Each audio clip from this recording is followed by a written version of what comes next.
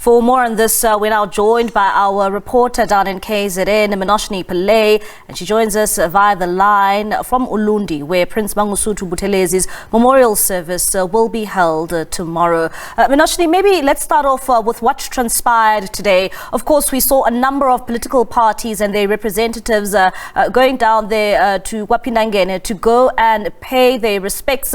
If you can just reflect on, the outcomes of those, tributes that they paid. I understand Paul Mashatile was there. There was also a representative from the EFF as well as from the DA. Yes, Mbali, good evening to you and the listeners. Throughout the day since Prince Mangosuthu Buthelezi's passing, we've reflected on people that have been coming almost instantly since the news broke on the early hours of Saturday morning.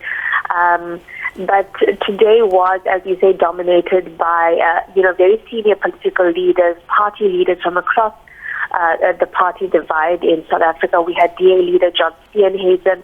He really reflected on his early days as a young parliamentarian.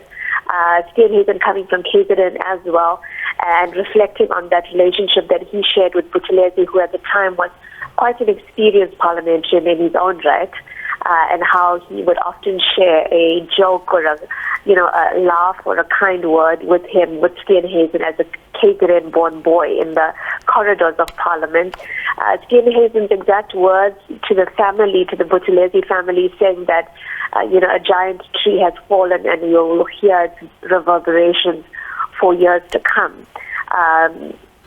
EFF Deputy President Chivamu also visited the Buthelezi family and quite interestingly called on the IFP not to let Buthelezi's legacy die in allowing any divisions within the party. In recent months, different sectors of the IFP have called meetings.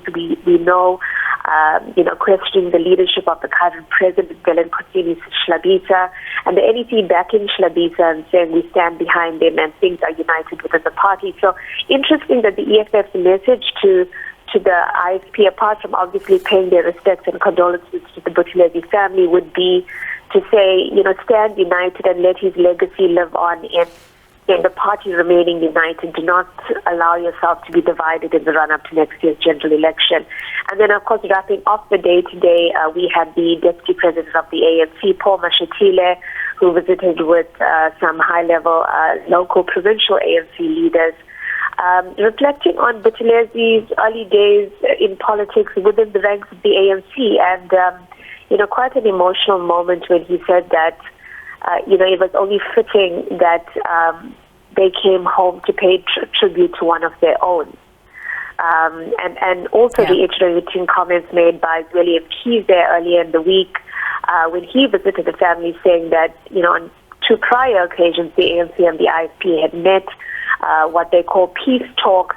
But Mashatile this evening saying that right now the time was to give, the late Prince a befitting send-off, and thereafter only for the two parties to sit down and look at how they could peacefully work towards campaigning, equally ahead of next year's election, but also very forthright saying that there was no merger intended, but only for the parties to enable each other to coexist peacefully within a very volatile, what can be a very volatile political space in KwaZulu-Natal. And Minoshni, we understand that send-off was expected to be held on Friday, but it has since then been moved to Saturday. Maybe if you can give us a bit of insight in terms of, why in fact it was moved from Friday to Saturday. Absolutely, Mbali. So thankfully we had a very brief briefing by, the late Prince's son, Prince Mangosuthu Buthelezi, and Mkhuleko Shlengwa, the spokesperson for the IFP, and this morning where they clarified that yes, in Prince Mangosuthu Buthelezi's exact words, he said it was all systems go for Friday. Initially, that announcement had been made by the provincial government. However, it was only this morning that President Cyril Ramaphosa declared what is called a special official funeral category 1, a very specific, special funeral relegated only to, the highest of the highest former presidents, sitting presidents, that, you know, people that really fall within a very specific bracket of service to the country. That was only declared this morning. And so, you know, the late Prince's son saying very clearly that it was simply a logistical decision now. You know, with a Category 1 official funeral, things like military honors come into play, and while the family was ready to go on Friday, as per initial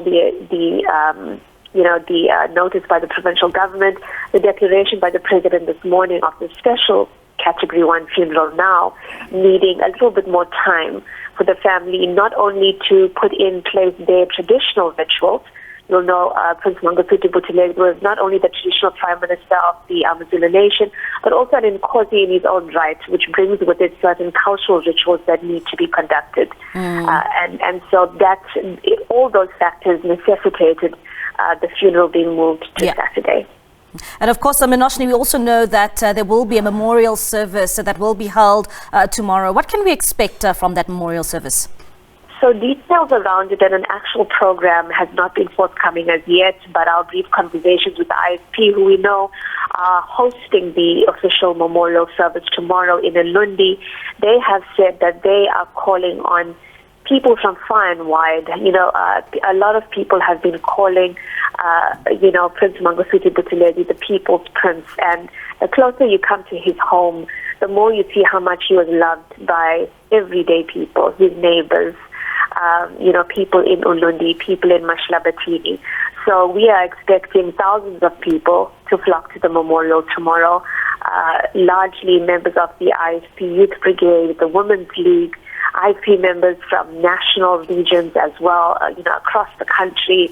And the IFP very firmly saying we are hosting this.